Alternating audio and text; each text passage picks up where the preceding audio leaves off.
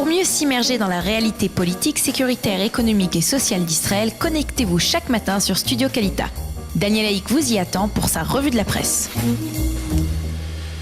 Voilà, il est 8h31 sur Studio Kalita, l'heure de la revue de la presse et des médias israéliens. Une revue de la presse que nous allons débuter en parlant de la situation dans la bande de Gaza. Parce que tous les quotidiens israéliens, ils consacrent ce matin leur manchette à cette situation de tension grandissante dans la bande de Gaza. Après l'échec du dernier round des pourparlers entre le Hamas et le Fatah en Égypte, au Caire, le Ynet explique que Mahmoud Abbas et l'autorité palestinienne refusent de céder et continuent d'exiger le contrôle total sécuritaire et civil de la bande de Gaza, tandis que le Hamas, lui, n'est pas du tout prêt à renoncer à sa puissance de feu et à déposer les armes. Et les estimations, tant côté israélien que palestinien, sont de plus en plus pessimistes. Les experts militaires soulignent le déploiement de forces de Tsahal dans la région de Gaza, autour de Gaza, un déploiement qui s'est produit hier, avec en particulier le déploiement de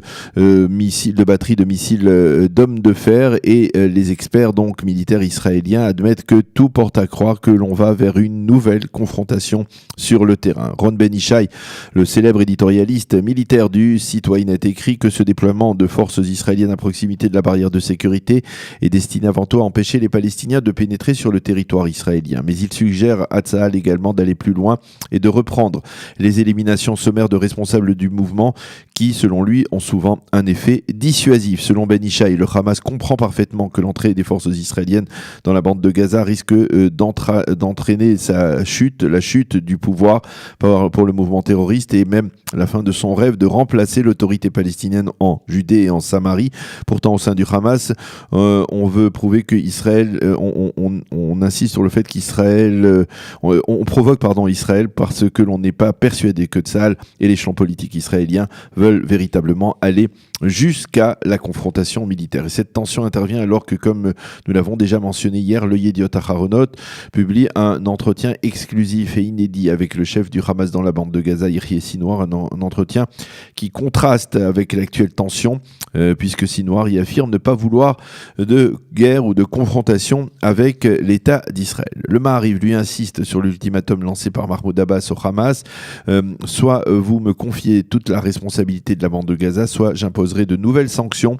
En réaction, le ministre israélien de l'énergie, Yuval Steinitz, a affirmé que Mahmoud Abbas tentait de provoquer par son attitude réfractaire une confrontation entre Israël et le mouvement terroriste palestinien. Le Israël Hayom, lui, a choisi sur sa manchette de répercuter la très ferme menace lancée hier par le Premier ministre Binyamin Netanyahou au Hamas. Si vous pensez pouvoir profiter de la situation pour nous attaquer, alors vous vous trompez. Notre riposte sera très très dure, a dit Binyamin Netanyahou en réponse à une question d'un journaliste lors de la conférence de presse commune qu'il a donnée avec Angela Merkel. Et le Israël Hayom cite également en évidence ce matin la réaction des habitants israéliens du pourtour de Gaza. La situation est insupportable. Il est inconcevable de laisser le Hamas prendre des décisions, affirment ses habitants. Quant à Yoav Limor, le correspondant militaire du Israël Hayom, il explique qu'en rapprochant ses forces de la barrière de sécurité, l'armée israélienne veut faire passer un message clair au Hamas: attention, cessez vos provocations. Les quotidiens israéliens reviennent ce matin sur la visite en Israël d'Angela Merkel, une visite de 24 heures qui s'est terminée hier soir et qui a été marquée par le passage émouvant au mémorial du Yad Vashem et par les rencontres politiques avec Binyamin Netanyahou en particulier. Le Israël Hayom nous montre d'ailleurs une photo en une d'Angela Merkel en train de déposer une gerbe dans la salle des noms du mémorial du Yad Vashem. Les éditorialistes s'accordent ce matin à penser que durant ce séjour, on a surtout voulu insister sur ce qui rapproche les deux pays, l'Allemagne et Israël, plutôt que sur ce qui divise les deux gouvernements. Ce qui rapproche, c'est d'abord l'histoire et la Shoah, avec Binyamin Netanyahou qui a remercié hier lors de la conférence de presse commune à l'hôtel King David Angela Merkel pour avoir toujours, a-t-il dit, tenu sa promesse d'être aux côtés de l'État d'Israël. Ce qui rapproche, c'est également la volonté commune de lutter contre la résurgence de l'antisémitisme.